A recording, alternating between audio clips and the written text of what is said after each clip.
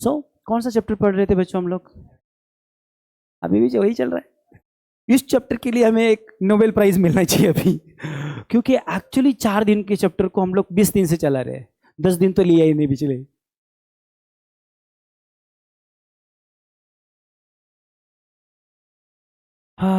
Now even I have to recall कि हम लोग पढ़ क्या रहे थे, कहाँ पे थे।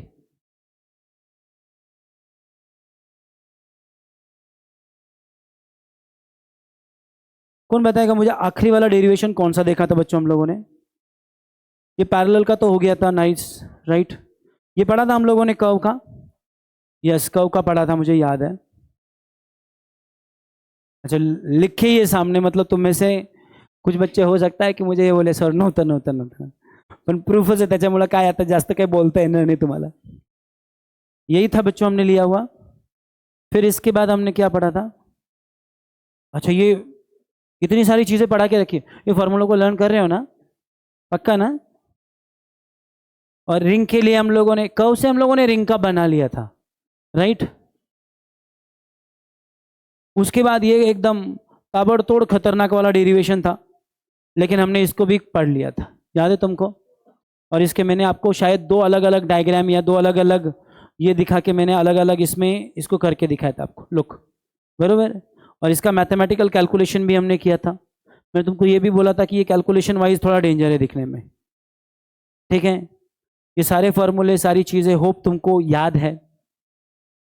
एक्चुअली ये रिवाइज नहीं करोगे तो तुम भूल सकते हो बच्चों। उसके बाद हम लोगों ने एनालॉजी से एक्सेस के लिए फॉर्मूले लिखे थे, और मेरे ख्याल से इनको एक बार हम लोगों ने एक जगह पे इकट्ठा भी कर लिया था। Can you see this? 2 point के लिए देखो, इस साइड में मैग्नेटिक है, एक साइड में इलेक्ट्रिक है। इलेक्ट्रिक डाइपोल और मैग्नेटिक डाइपोल, इनके एक्सिस के ऊपर, इक्वेटर के ऊपर और एनी पॉइंट के ऊपर इलेक्ट्रिक इंटेंसिटी की वैल्यूज कितनी होती है उसकी बात हमने की थी। और मेरी अपेक्षा है कि यहाँ तक तुम लोगों ने सब कुछ पढ़ा था। शायद फिर हमें अभी एम्पियर लॉ पढ़ना होगा। नाइस। एम्पियर लॉ और एम्पियर लॉ के एप्लीकेशन, बड़ा ही सिंपल टॉपिक इस चैप्टर का भी बाकी है। तो let's talk about ampere law. मैंने एक्सप्लेन कर देता हूं, पर तुम घर पे बाद में लोगे, चलेगा?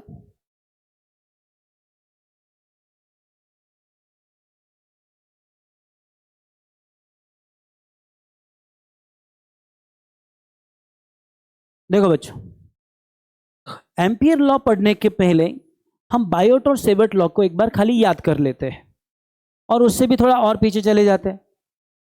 ओके, चीजें डिफिकल्ट नहीं होती अनलेस तुम उनको रिवाइज नहीं करोगे। ओरेस्टेड ने तुम्हें तुम्हारी जिंदगी में पहली बार यह बताया बच्चों कि जब भी किसी वायर के अंदर से करंट फ्लो होगा, उस वायर के बाजू में मैग्नेटिक फील्ड बनेगी। कितना बेसिक नॉलेज हमारे दिमाग में पहली बार आया। हमने इसको चेक भी किया।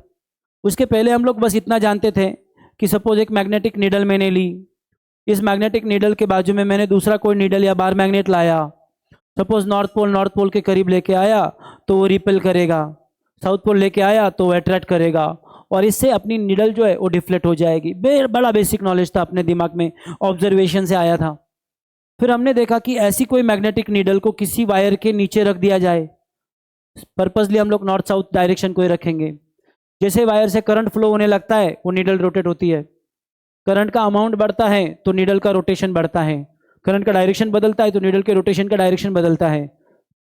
इस एक ऑब्जर्वेशन से ओरेस्टेड ने हमको ये बता दिया कि वायर से जब कोई करंट फ्लो होता है तो उसके बाजू में एग्जैक्टली बार मैग्नेट की तरह ही फील्ड तैयार हो जाती है, या बार मैग्नेट की तरह ही वो इफेक्ट दिखाने लगता है, जिसका हमने नाम दिया था मैग्नेटिक इफेक्ट ऑफ, बोलो, इलेक्ट्रिक करंट। जानते हो तुम लोग इसको? पक्का? अब यहां तक हम लोगों ने सब कुछ समझ लिया, लेकिन आगे जाके हमारे माइंड में सवाल आए कि अच्छा, अगर मैग्नेट का इफेक्ट है तो इस इफेक्ट को गिनना भी चाहिए। तो हमने मैग्नेट के बाजू में एक स्पेस बना लिया, एक आर्टिफिशियल स्पेस। क्या नाम दिया बच्चों इसका? हम लोगों ने मैग्नेटिक फील्ड। फिर मैग्नेटिक फील्ड को समझने के लिए, जैसे मैंने आपको कहा ना कि एक इंसान को भी समझने के लिए हम लोग कितनी सारी क्वांटिटीज गिनते, उसका वजन गिनते, उसकी हाइट गिनते, उसका ईसीजी गिनते हैं, उसका ब्लड काउंट गिनते हैं, अंदर हीमोग्लोबिन कितना है गिनते, शुगर कितना है गिनते, क्या क्या गिनते, बरोबर है, एक इंसान को समझने के लिए। तो मैग्नेटिक फील्ड को समझने के लिए हम लोगों ने पहले तो मैग्नेटिक लाइंस ऑफ इंडक्शन बनाए, हमने मैग्नेटिक इंडक्शन नाम की एक क्वांटिटी पढ़ी, मैग्नेटिक फ्लक्स पढ़ा, मैग्नेटिक पोटेंशियल पढ़े, अलग अलग क्वांटिटी है। इन क्वांटिटी से हम मैग्नेटिक फील्ड को समझते हैं, उसकी स्ट्रेंथ को समझते हैं, उसके डायरेक्शन को समझते हैं। अगर हम चीज़ों को समझेंगे ही नहीं तो उसको यूज कैसे करेंगे? समझ में आ रहा है मैं क्या बोल रहा हूँ? अगर मुझे मान लो, आज आप लोग जानते हो कि हमने बुलेट ट्रेन बना के रखी है, इतनी फास्ट मूविंग ट्रेन बना के रखी है, ऐसे ट्रेन बना के रखे जो चलते हैं तो पटरी से डायरेक्ट ऊपर 2-2, 3-3 mm का गैप बना के चलते हैं, पटरी पे टिक के नहीं चलती, पटरी के ऊपर उड़ती चलती है, बराबर कि नहीं? अब ये नॉलेज हमारे दिमाग में आया कैसे? एक ही दिन में तो हम वो तरक्की नहीं कर पा रहे। वो जो मैग्नेट की प्रॉपर्टी पे ये ट्रेन चल पा रहे हैं और इतने हाई स्पीड से चल पा रहे हैं, बरे कि नहीं? हमने हाइपर लूप बना रहे, उसके अंदर यही ट्रेन बनते, यही ट्रेन चलते हैं। तो बच्चों ये आया कहाँ से नॉलेज? तो आपको समझता है कि मैग्नेटिक फील्ड इस तरह से होती। तो मैग्नेटिक फील्ड को समझने के लिए ये कुछ फिजिकल क्वांटिटीज है, ये फिजिकल क्वांटिटी को हमने गिनना सीखा। फिर हमारे माइंड में सवाल आया कि बेटा वायर के बाजू से अगर करंट फ्लो हो रहा है तो उसके बाजू में तो मैग्नेटिक फील्ड बन रही है, तो इस मैग्नेटिक फील्ड को भी गिनना है। तो हमने अभी एकदम बेसिक लेवल पे वायर के बाजू में जो मैग्नेटिक फील्ड बनता है उसको समझा, गिनने का तरीका हमने ढूंढा। इसमें सबसे पहला जो कंट्रीब्यूशन था जिस इंसान का था वो थे बायोट और सेवर्ट। उन्होंने कहा कि कोई भी एक वायर तुम ले लो, क्या करो तुम कोई भी एक वायर ले लो, इस वायर का एक छोटा सा टुकड़ा ले लो जिसका लेंथ है dl, उसमें से करंट जा रहा है मान लो I, उसके सेंटर से मान लो r इतने दूरी पे एक पॉइंट तुमने ले लिया। अब इसमें तो कोई डाउट है नहीं कि इसके बाजू में मैग्नेटिक फील्ड बनेगी जब इससे करंट फ्लो होगा। इतने छोटे टुकड़े की वजह से यहाँ पे जो छोटा सा मैग्नेटिक फील्ड तैयार होगा उसकी वहाँ की जो स्ट्रेंथ है, ताकत है, जिसको हम गिन सकते हैं, मैग्नेटिक इंडक्शन, छोटा ही होगा, उसका नाम रखा मैंने dB। अब उसकी वैल्यू कितनी आएगी? बायोट और सेवर्ट ने स्टडी किया, देखो उन्होंने जिंदगी खपाई है अपनी और उसको जो भी उन्होंने कुछ बनाया उसकी वजह से हम हमारे आज के गैजेट्स यूज कर पा रहे हैं, आज के आजू बाजू की लग्जरी लाइफ हम लोग एंजॉय कर पा रहे हैं। ऑटोमेटिकली चीजें नहीं बनी है। तो उसने उसकी वैल्यू को फाइंड किया और उन्होंने बोला कि ये होता है एक कांस्टेंट नंबर। मैग्नेट में वो कांस्टेंट क्या है बच्चों? म्यू0 डिवाइडेड बाय, बोलो जल्दी से, 4π इनटू कितना करंट फ्लो होगा, उस टुकड़े की लेंथ कितनी है, sine of angle theta, where theta is angle between the length of element और द जो तुमने ज्वाइंट करके रखा है वो पॉइंट, उनके बीच का एंगल है थीटा, डिवाइडेड बाय जिस दूरी पे उसका स्क्वायर। तो बायोट और सेवर्ट का ये जो फॉर्मूला है, अब ये जैसे जैसे चीजें बनती है ना बच्चों, हमें उसके ड्रॉबैक समझते हैं और फिर हम ड्रॉबैक को ओवरकम करने के लिए उससे अच्छी चीज बनाते हैं। जैसे हमने ओम्स का लॉ पढ़ा कि जब भी पोटेंशियल डिफरेंस बढ़ेगा करंट बढ़ेगा बरोबर, तो V is equal to I into R, ये लॉ बन गया ओम का। लेकिन बाद में हमको रियलाइज हुआ कि यार ये तो तभी काम करेगा जब बैटरी का बाहर का सर्किट है, अंदर भी आया तो क्या करेगा? तो हमने ये जो लॉ था इसको अंदर की सर्किट के लिए भी I इंटू स्मॉल r लिख लिया और लॉ अपग्रेडेड हो गया। पहला खाली ओम्स लॉ जो था वो एक्सटर्नल सर्किट के काम आता था, दूसरा लॉ ओम्स के इंटरनल एक्सटर्नल दोनों के काम आने लगा, तो इसको बोलते हैं Ohm's law for complete circuit. ऊपर का है खाली Ohm's law for external circuit. फिर हमने रियलाइज किया ये तो तब ठीक है जब बैटरी एक ही है, एक ही बैटरी का पोटेंशियल है, एक से ज्यादा बैटरियां होंगी, एक से ज्यादा रेजिस्टेंस होंगे, तो फिर किरचॉफ्स आया, किरचॉफ्स का फर्स्ट लॉ आया, किरचॉफ्स का सेकंड लॉ आया। तो इस लॉ के आगे अपग्रेडेशन की जरूरत पड़ी। उसी तरह से हमने सोचा कि मान लो यहां पे एक से ज्यादा वायर जाने लगे तो क्या, और मान लो ये एक से ज्यादा जाने वाले वायर अगर अलग अलग डायरेक्शन में जाने लगे तो क्या। अब उस पॉइंट पे कोई एक करंट मैग्नेटिक फील्ड नहीं बना रहा, कई सारे करंट बना रहे, तो ऐसी केस में क्या करें? और इस केस में उसका आंसर निकालने के लिए आया एम्पियर, और एम्पियर ने अपना खुद का लॉ बनाया। तो हर चीज के पीछे ना कुछ तो सेंस होता है, तुम इन चीजों को समझो। मैं तुमको अभी भी बोलूंगा कि जब भी तुम पढ़ाई को एंजॉय करोगे ना बच्चों, पढ़ाई अपने आप में एक एंजॉयमेंट है, अपने आप में एक एंटरटेनमेंट है, अपने आप में एक मजा है। जिस दिन तुम इसको मजे से लेना शुरू करोगे तुमको और किसी मजे की जरूरत ही नहीं पड़ेगी या ब्रेक की जरूरत ही नहीं पड़ेगी, समझा? तो इसको समझने के लिए मान लो there are so many wires for understanding, मैंने एक वायर तुम्हारे सामने रखा है, but it is bunch of wires, और इस वायर से एक सर्टन दूरी पे मुझे यहां पे मैग्नेटिक फील्ड की वैल्यू कितनी है वो मुझे निकालना है। अब बायोट और स्वेर्ट ने कहा था कि उसने डायरेक्ट बी के लिए फॉर्मूला नहीं बनाया, उसने एक ऐसा फॉर्मूला बनाया जिससे बी की वैल्यू तुमको मिलेगी। उसने कहा था कि तुमको सबसे पहले निकालना चाहिए लाइन इंटीग्रल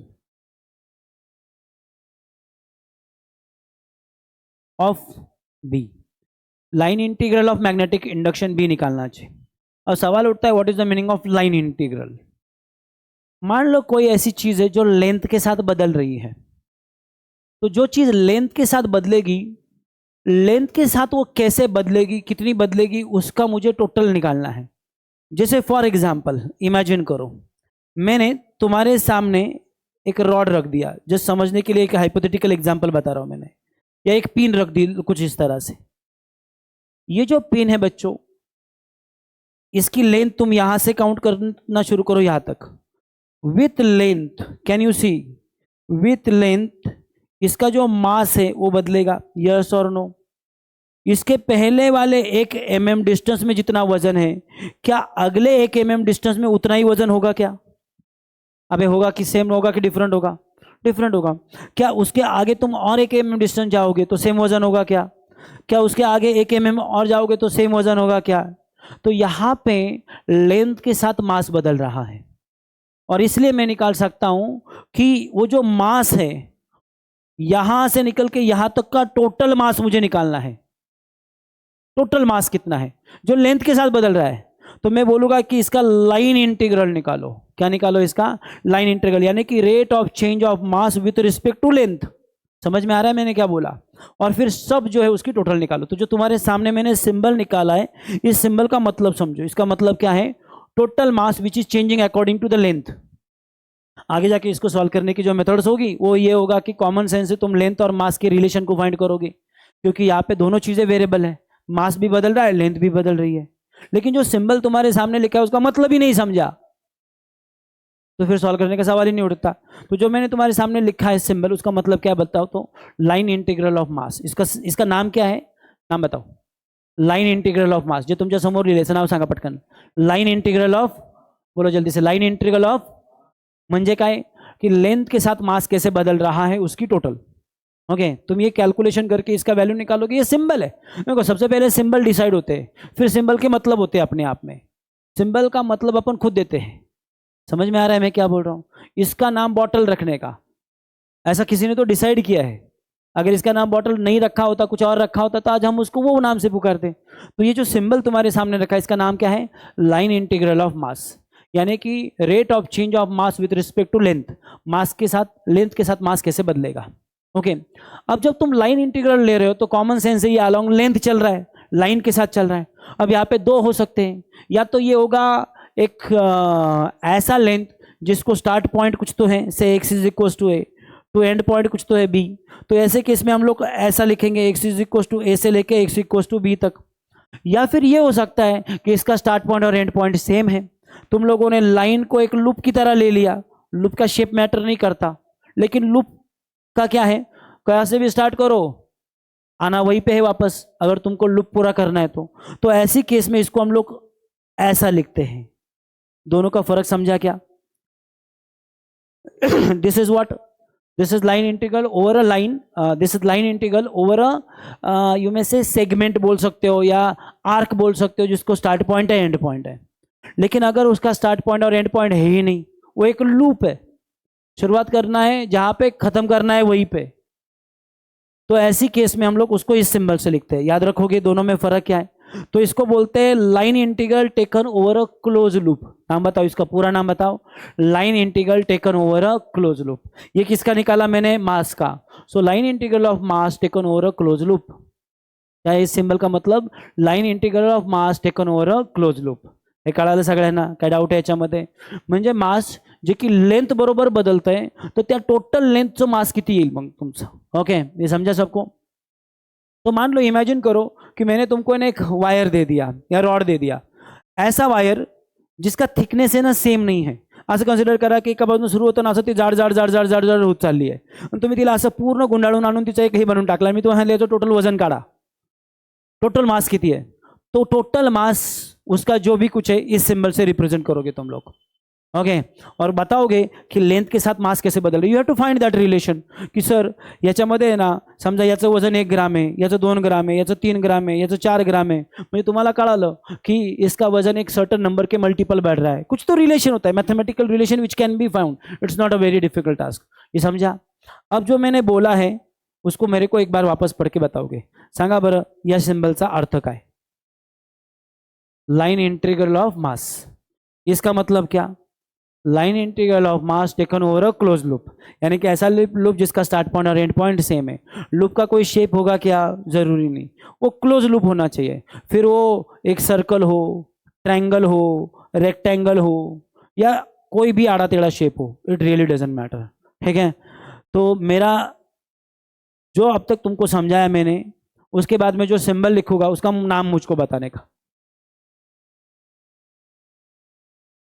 वाचा बरं हे काय बी इज मॅग्नेटिक इंडक्शन वाचा बरं हे जे सिंबल लिहिलं याला वाचा what is this line integral of magnetic induction taken over a close loop line integral of magnetic induction taken over a close loop बराबर है और इसका वैल्यू निकालेगा कैलकुलेशन करेगा इसका कुछ तो आंसर आएगा तो बायोट और सेवट ने कहा कि मान लो ये कोई कंडक्टर्स है या बंच ऑफ कंडक्टर्स है कई सारे करंट इसमें से जा रहे होंगे कई सारे करंट ओके और इससे ये पॉइंट लिया तुमने अब उसने कहा कि जो पॉइंट तुमने लिया है तुम्हारी इच्छा है कि यहाँ पे मुझे बी फाइंड करना है उन्होंने कहा कि पहले तो एक काम करो एक इमेजिनरी लूप बनाओ क्या बनाओ एक इमेजिनरी लूप ऐसा लूप बनाओ जिस लूप के अंदर सारे कंडक्टर एनक्लोज हो जाए अब मान लो यहाँ पे कई सारे वायर करंट लेके जा रहे हैं लेकिन तुम क्या करोगे एक ऐसा इमेजिनरी लूप बनाओगे वापस याद रखो तुमको समझने के लिए भले यहाँ पे सर्कल मैंने ड्रॉ किया है लेकिन इसका शेप मैटर करता नहीं है ये जो लूप है इसके अंदर सारे कंडक्टर आ गए वो सारे वायर्स जैसे फॉर एग्जांपल मान लो अभी ये वायर है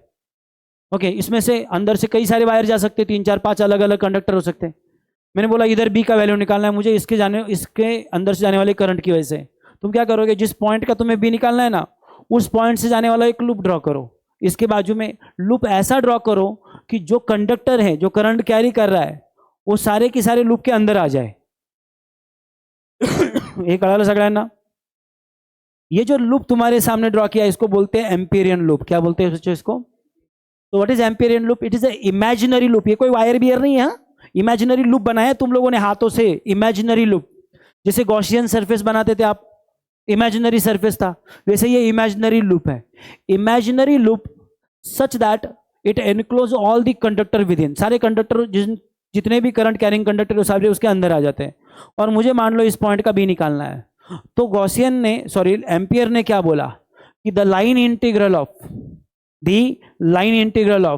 magnetic induction taken over a close loop ऐसा तुमने कोई इमेजिनरी क्लोज लूप बनाया और इस लूप के ऊपर कई सारे छोटे छोटे छोटे छोटे पार्ट करके तुमने इसका एक लाइन इंटीग्रल निकाल लिया तो ये वैल्यू हमेशा कितनी आती है पता है उसने कहा बड़ा सिंपल है ये वैल्यू हमेशा एक ही नंबर आता है और क्या आता है बताएं म्यू जीरो जानते हो ना म्यू जीरो इनटू उस लूप के अंदर जितने भी करंट जा रहे थे उसका वैल्यू खत्म this is ampere law ampere ने कहा कि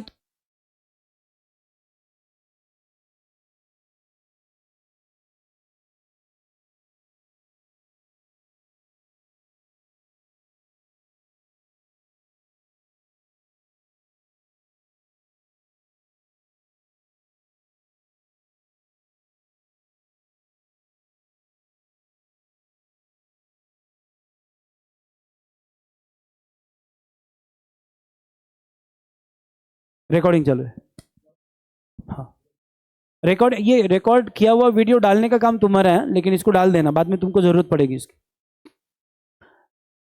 ओके तो बोलो मुझे क्या है एम्पियर का लॉ एम्पियर कहता है कि तुम्हारे पास ऐसे कई सारे वायर से मान लो इसमें से करंट जा रहा है वापस ऐसा हो सकता है कोई करंट उल्टा भी जाए कोई फर्क नहीं पड़ता ये सारे वायर से तुमने एक पॉइंट लिया तुमने बोला सर इधर बताओ ना बी की वैल्यू कितनी है तुम क्या करो एक ऐसा इमेजिनरी लूप बनाओ जो इन सारे कंडक्टर को अंदर संभाले अपने उसका शेप कुछ भी बनाओ क्या फर्क पड़ता है लेकिन लूप ऐसा हो कि सारे करंट कैरिंग कंडक्टर उसके अंदर समा जाए फिर तुम क्या करो इसका लाइन इंटीग्रल निकालो मैग्नेटिक इंडक्शन का इस इमेजिनरी लूप के ऊपर कई सारे छोटे छोटे टुकड़े करो और उसके लिए तुम लोग ये वैल्यू निकालो और ये टोटल वैल्यू निकालोगे एक ही नंबर आएगा mu zero time total current inside the loop, loop के अंदर टोटल कितना करंट था, समझा?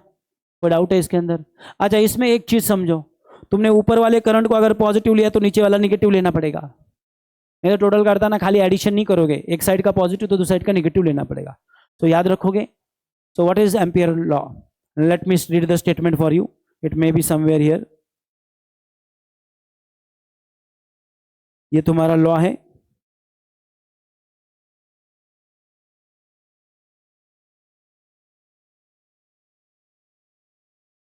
कॉपी मिला के स्टेटमेंट दिख रहा है देखो कहीं पे तुमको?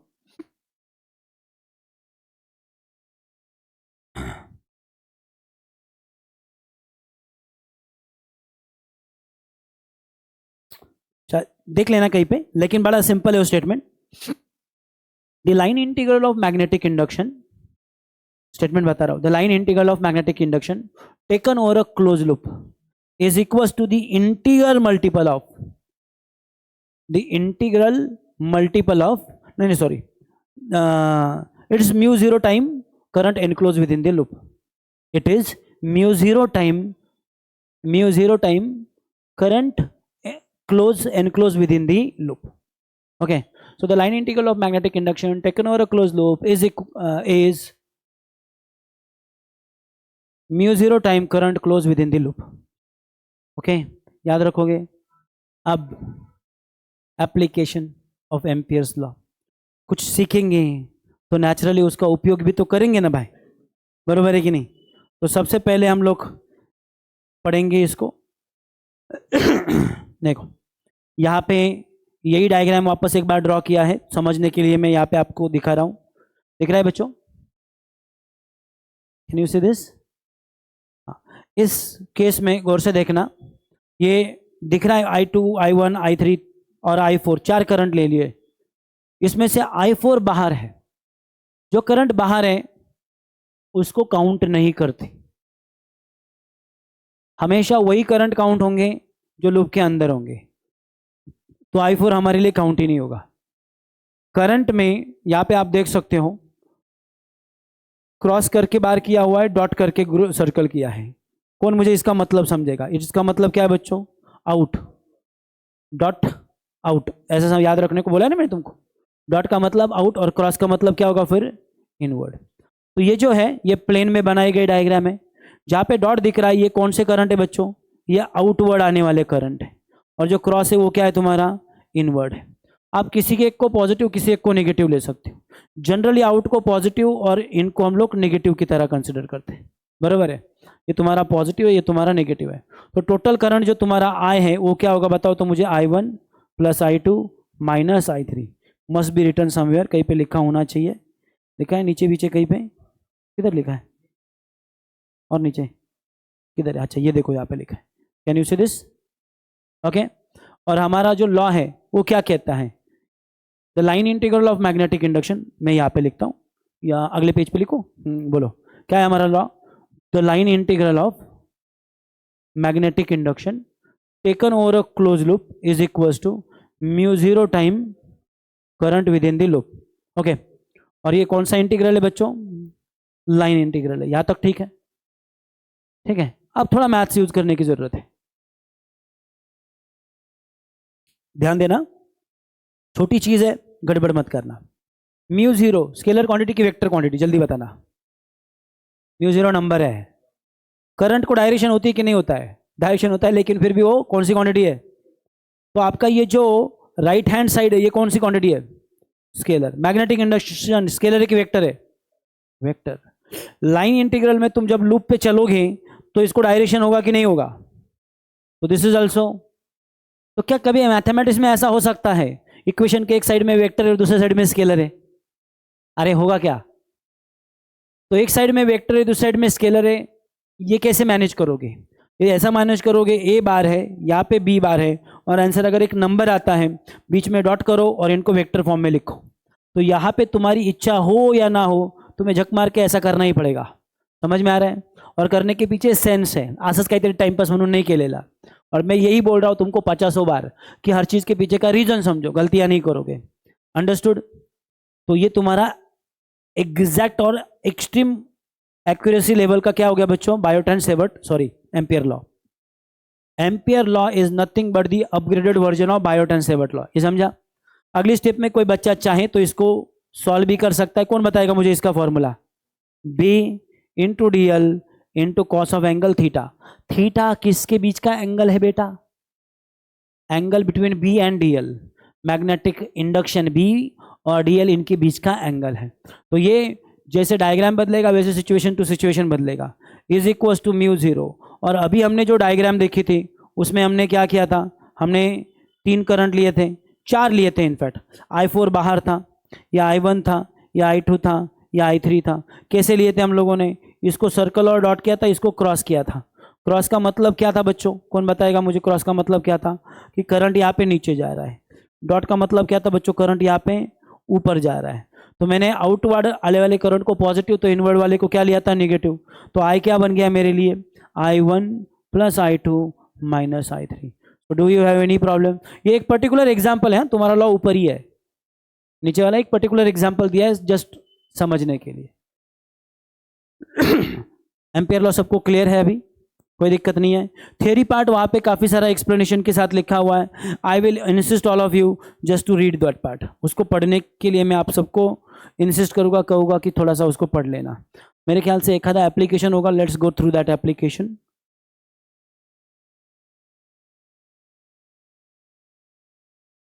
As an application of Ampere law, let's इसके लिए फाइंड किया है, consider straight wire carrying current. Okay, एक स्ट्रेट वायर के लिए यहां पे मैग्नेटिक फील्ड निकालने की कोशिश की, so we will find that. चलेगा बच्चों? स्ट्रेट वायर के लिए कौन मुझे बताएगा? Just a minute.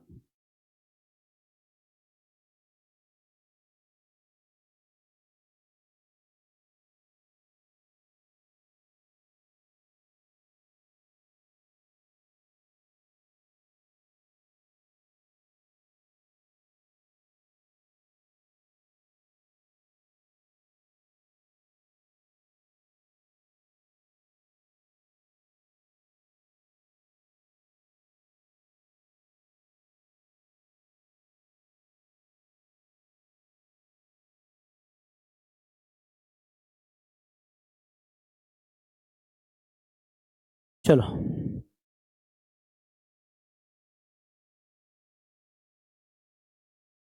अगर मैं आपको ये बोलूं कि ऐसा हम इसके पहले एक बार कर चुके हैं, तो शायद आपको याद आ जाए। हमने बोला था कि यार किसी भी मटेरियल के अंदर चार्जेस डालते हैं किसी बॉडी, इलेक्ट्रिक फील्ड जानते हो तुम लोग। फिर एक आधे सर्टन पॉइंट पे इलेक्ट्रिक फील्ड इंटेंसिटी जो बनता है ई, उसकी वैल्यू निकालनी है। तो इसके लिए हमने एक थ्योरम पढ़ा था जिसका नाम था गॉसेस थ्योरम।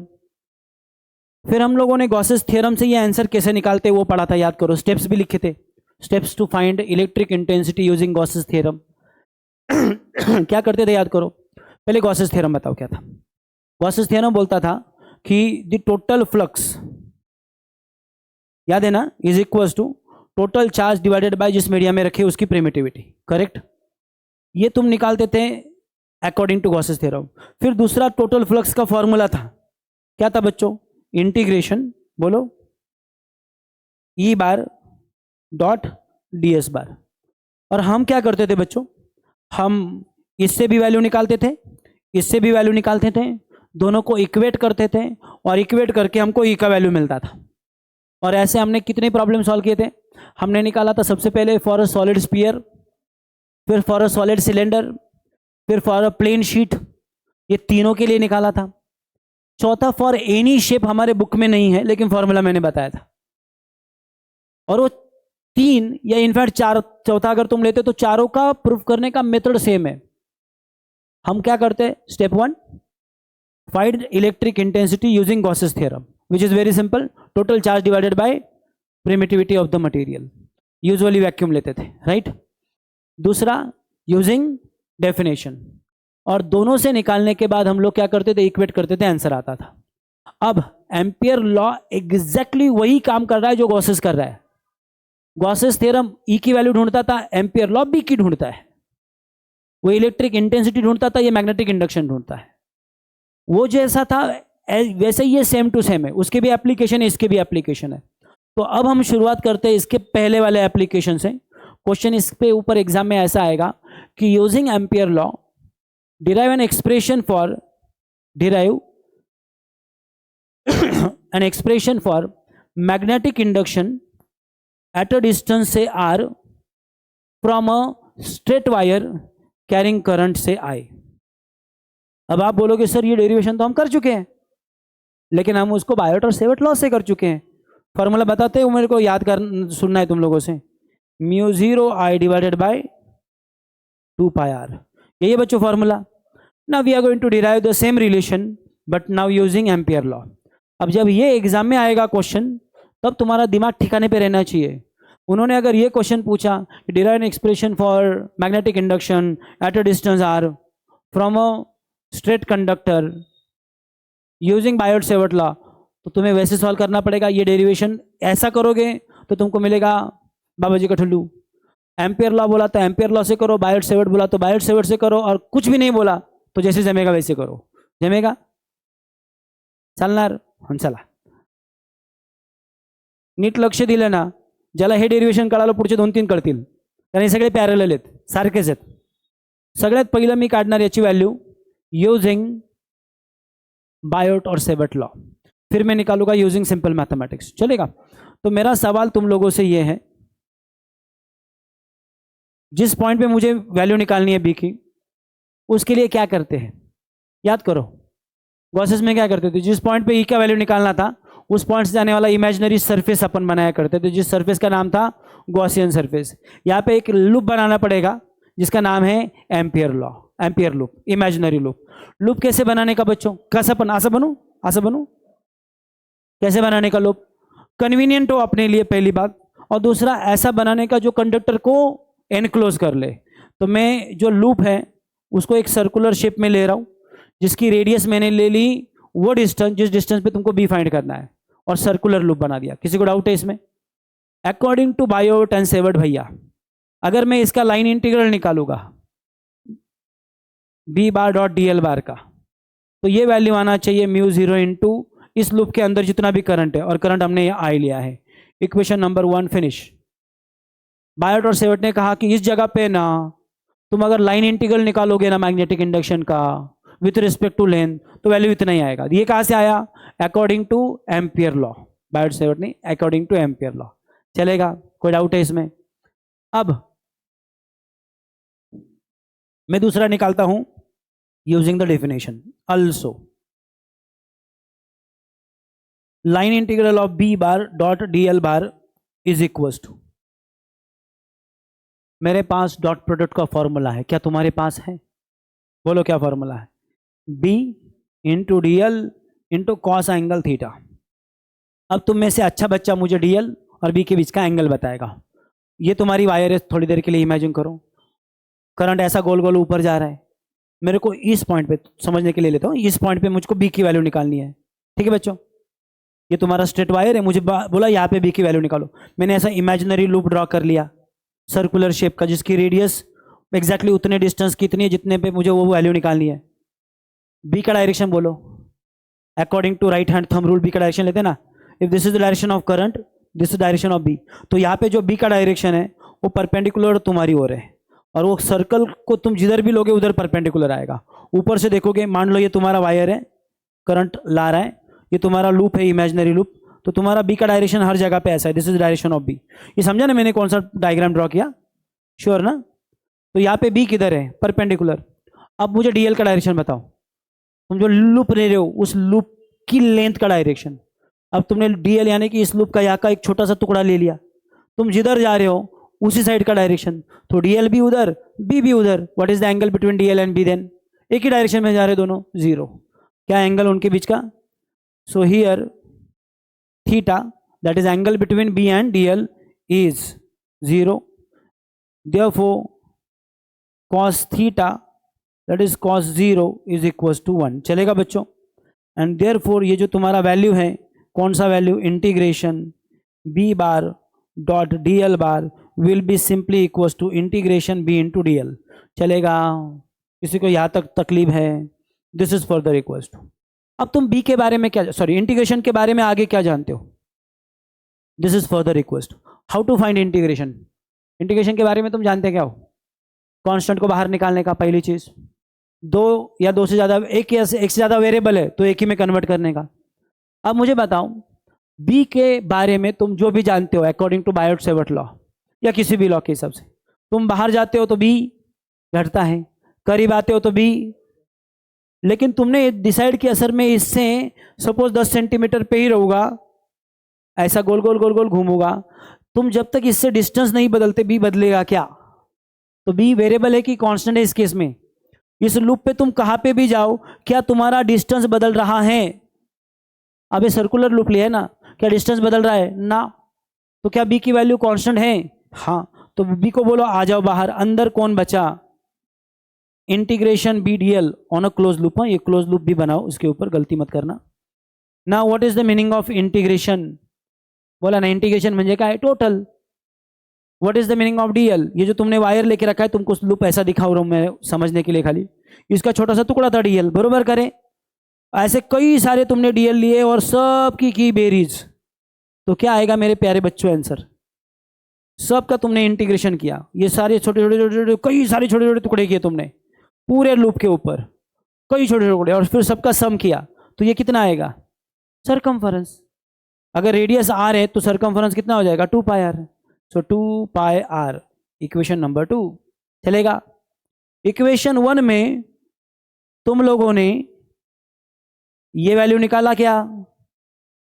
किसके हिसाब से बताया? तुमको क्या बताया वैल्यू इतना है? एम्पियर भैया ने बोला ये वैल्यू हमेशा इतना आता है। इक्वेशन 2 में तुमने सेम वैल्यू निकाला क्या? हाँ। कैसे निकाला? Using mathematics. दोनों वैल्यू अलग अलग होंगे क्या? नहीं, दोनों must be same. So from 1 and 2 this two values are equal. बोलो क्या आएगा? फ्रॉम 1 and 2, ओए ये क्या हो गया? बोलो। From 1 and 2 the value according to Biot-Savart law and according to calculation b into 2 pi r is equals to mu 0 into I. अबे हाँ या ना? therefore what is b? mu 0 I divided by 2 pi r। और check करो जाके, Biot और Savart ने तुम्हारे दिमाग का दही बनाने के बाद इसका आंसर इतना ही निकाला था। याद है तुमको? बायोट सेवर्ट का लॉ प्रूफ इससे बहुत खतरनाक है, ये थोड़ा सस्ता है। तो तुम्हारा नसीब अच्छा है अगर ये एग्जाम में उन्होंने बोला यूजिंग एम्पियर लॉ, लेकिन अगर उन्होंने बोल दिया यूजिंग बायोट और सेवर्ट लॉ तो ये मत करना। Although you are absolutely correct but you will get 0 marks. समझा? यूजुअली आज तक ये एग्जाम में जितनी भी बार आया है, उन्होंने या तो बोला है कि यूजिंग एम्पियर लॉ, या तो कुछ बोला ही नहीं है। अब कॉमन सेंस है, जब कुछ बोलेंगे नहीं तभी तुम एम्पियर लॉ ही यूज करोगे। जब कोई चीज इतनी सस्ते में निपट रही है तो तुम वो लॉ काई को करोगे? याद है तुमको उसका प्रूफ? अच्छा लंबा चौड़ा प्रूफ था, वो हमने ऊपर लिया था एक छोटा सा एलिमेंट, बराबर है ना? वैसे वो बाय डेरिवेशन वो बहुत डिफिकल्ट नहीं था, लेकिन लंबा चौड़ा दिखने में खतरनाक था। कुछ याद भी है ना? उसके लिए मैंने तुमको मैथमेटिक्स भी करके दिखाया था। इंटीग्रेशन का वैल्यू डायरेक्ट लिखते हैं ना उसमें, 1/r², याद है ना? और मैंने प्रूफ भी करके दिया था। मैंने बोला था अच्छा तुम में से किसी को बेवजह लगे सर को इंटीग्रेशन आता नहीं, और मैथ्स के लिए तो प्लीज चैलेंज मत करो बेवजह, एक्चुअली मेरे को मैथ्स ही आता है। अच्छा ये समझा सबको? किसी को डाउट है इस प्रूफ में? चलो अगला डेरिवेशन भी देख लेते हैं।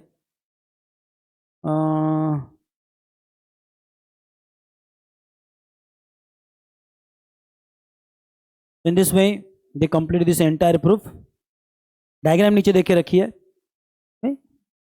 इन्होंने पूरा प्रूफ क्यों नहीं किया आगे? अच्छा इन्होंने एम्पियर्स लॉ वेरीफाई किया है बच्चों, ये क्वेश्चन अलग है, अपन ने अलग है, इन्होंने क्वेश्चन अलग है। ये भी सुन लो क्योंकि ये डिफिकल्ट नहीं, ये और इजी है। ये भी एक क्वेश्चन आता है एग्जाम में कि verify ampere law for a state conductor. Okay, अब ये प्रूफ कंप्लीट अलग है, बहुत ही अलग। तो चलो इसको भी बता देता हूं मैं। एम्पियर लॉ वेरीफाई करो। ओके, 2-4 स्टेप का प्रूफ है, जस्ट ध्यान दो। तुमको कहा कि ये जो पॉइंट है इसके लिए प्रूफ करो कि line integral of magnetic induction taken over a close loop will be equal to mu 0 into I. तुमको ये प्रूफ करना है अपने आप में। टू प्रूव तुम्हें एम्पियर लॉ वेरीफाई करना है या प्रूफ करना है। अब this is just a different way of asking the same question. ये क्वेश्चन एग्जाम में जब आएगा, क्वेश्चन गौर से पढ़ना। ये क्वेश्चन तुमको ऐसा आएगा कि using magnetic induction, value of magnetic induction for a straight conductor, verify ampere law. उसको फाइंड करने को नहीं बोल रहे, अभी वेरीफाई करने को बोल रहे। तो इसको कैसे करेंगे, बड़ा सिंपल है। इसके लिए यही से शुरुआत करने का और वैल्यू इतनी लाके दिखानी है। ओके, अब मुझे बताओ, एक वायर तुमने लिया, उससे तुम आर इतने दूरी पे गए, तो यहाँ पे बी का वैल्यू कितना आता है। अब ये तुमको पता होना चाहिए। ये कहाँ से आएगा, ऑफ कोर्स बायोट-सेवर्ट लॉ से। क्या इसका value, mu 0 I divided by 2 pi R. चलेगा। तो पहले तो अपन यहाँ पे एक इमेजिनरी लूप बनाएंगे। इस इमेजिनरी लूप का एक छोटा सा यहाँ पे टुकड़ा ले लेंगे जिसकी लेंथ dl है। ये जो छोटा एंगल है उसको मैं d थीटा ले लेता हूँ चाहे तो। चलेगा बच्चों। चलो बताओ, line integral taken over close loop b into dl बार। ओके,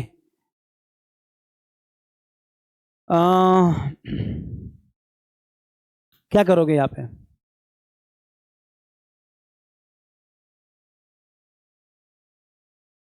एक्सपांशन करो फॉर्मूले का। क्या है formula, b into D L into cos of angle theta.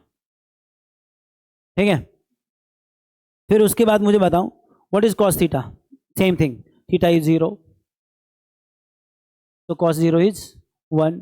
तो ये क्या बचेगा तुम्हारे पास, सिर्फ b into D L. Okay, अब इसके आगे तुम ये कैलकुलेशन तुम्हारी मर्जी जैसे करना करो। b का वैल्यू डाल दो चाहे तो यहीं पे। क्या है बच्चों, mu 0 I divided by 2 pi are.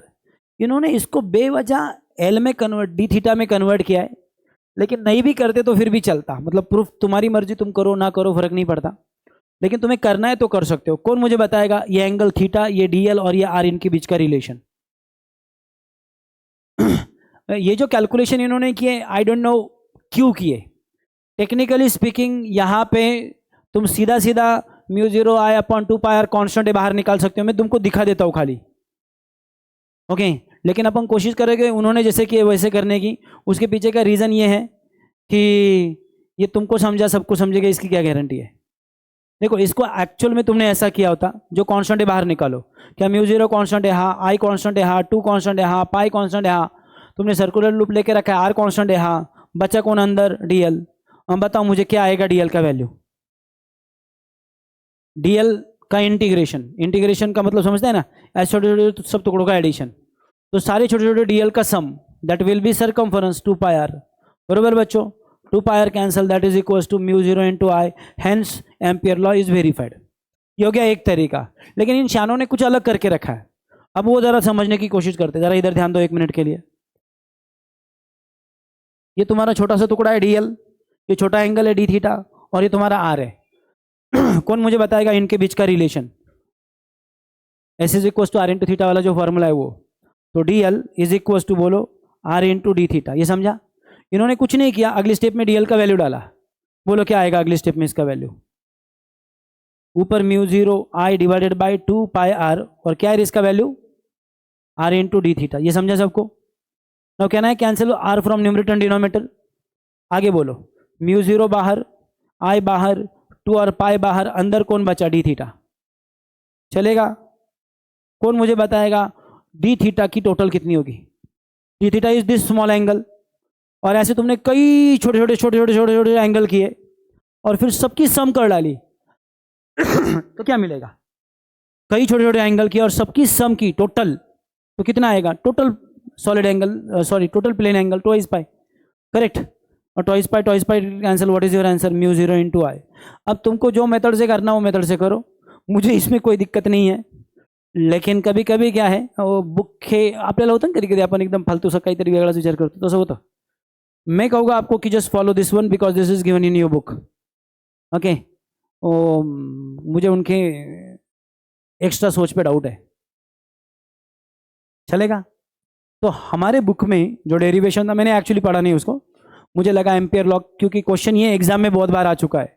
Using Ampere law derive an expression for magnetic induction at a distance r from a straight wire. Okay, तो वो तुम्हारे लिए एक्स्ट्रा हो गया, लेकिन एग्जाम में क्वेश्चन जब आएगा तो प्रॉपरली पढ़ना और पढ़ने के बाद सॉल्व करना। जमेगा? चलेगा? अब इसके बाद और एक या दो मेरे ख्याल से एप्लीकेशन है। एक मेरे ख्याल से कई ये देखो, ये एक है टोराइड के लिए है, ये टोराइड होगा तुम्हारा, या क्या है, सोलोनाइड है। एक सोलोनाइड के लिए, एक टोराइड के लिए, खत्म, दो ही डेरिवेशन है। फिर तो हार्डली 15-20 मिनट या आधे घंटे का लॉजिकली थोड़ा सोचेंगे तो आधे पौन घंटे का कैलकुलेशन है for a solenoid and for a toroid, and काम खत्म। दो बड़े छोटे छोटे, इनके डेरिवेशन के साइज पे मत जाओ, बहुत सिंपल और 5 डेरिवेशन है। और तुमको एक चीज बताओ, लॉजिक तो एक ही सिंपल है। कोणतं लॉजिक? एम्पियर लॉने व्हॅल्यू लिहायची इक्वेशन नंबर 1, दूसरा मैथमेटिकली सॉल्व करून काढायचं इक्वेशन नंबर 2, दोगे इक्वेट करायचे, आंसर आले। तो ये जो 3 डेरिवेशन पढ़े ना आपने, कौन से, गॉसेस थ्योरम के, और ये 2 ही है वैसे तो, तीसरा मैंने एडिशनली दे दिया, एग्जैक्टली सेम लॉजिक, सेम है, और लॉजिक को याद रखा करो। ठीक है? Tomorrow we will finish this chapter. ठीक है? और अगले वीक से हम दोपहर में लेक्चर लेना शुरू करेंगे। तब तक